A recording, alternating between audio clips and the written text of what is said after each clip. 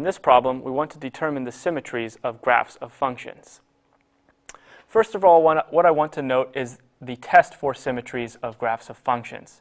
Remember that if f of minus x is equal to f of x, that function is even. On the other hand, if f of minus x is equal to minus f of x, that function is odd. Remember that even symmetry means symmetric with respect to the y-axis. Odd symmetry means symmetric with respect to the origin. Okay, first of all, what I want to do is wherever I see an x, I want to put in a minus x. This will help me figure out whether my function is even or odd, and then be able to determine whether it's symmetric with respect to the y-axis or the origin. This becomes 5 times minus x cubed minus a negative x. First of all, notice that negative x cubed, that's just negative x cubed. In other words, a negative to a odd power is still a negative. So I get minus 5x cubed upon simplifying. Negative times a negative is a positive, so plus x. What I can then do is factor out a negative. So this gives me minus 5x cubed minus x. Notice that this part right here, this is the same as my original function. So what I've just proven is that f of minus x is equal to minus f of x. So this function must be odd or symmetric with respect to the origin.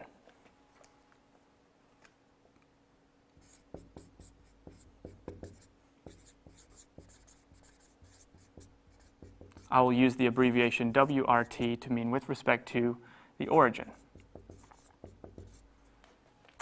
Let's apply the same test here for g of x. Again, wherever I see an x, I'm going to put in a minus x.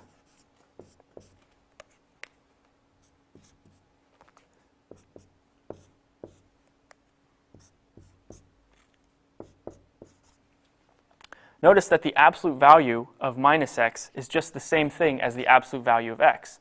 So what I in fact have is the absolute value of x plus 3. And notice what we have here. Absolute value of x plus 3 again, which is the same thing as the original function g of x.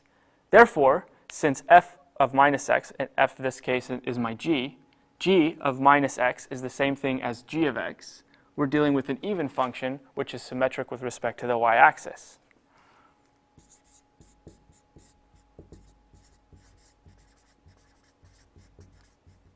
I'll use the abbreviation WRT to mean with respect to.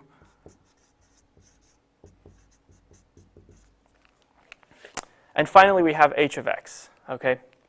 Again, what I'm going to do is wherever I see an x, I'm going to put in a minus x.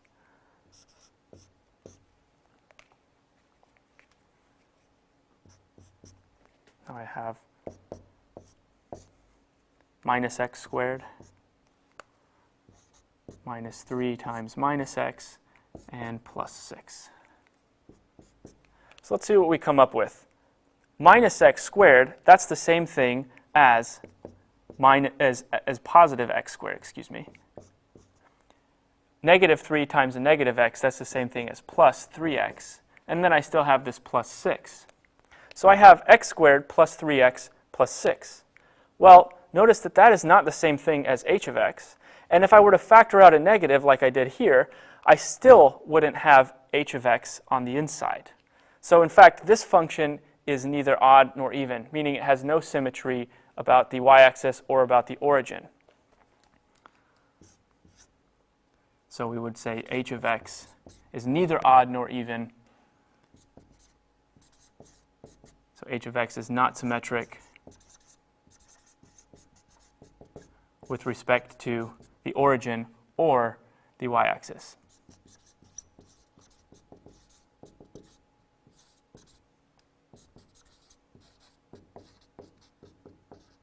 Using these two simple tests again is very important in order to determine the symmetry of a given function and whether that function is odd or even.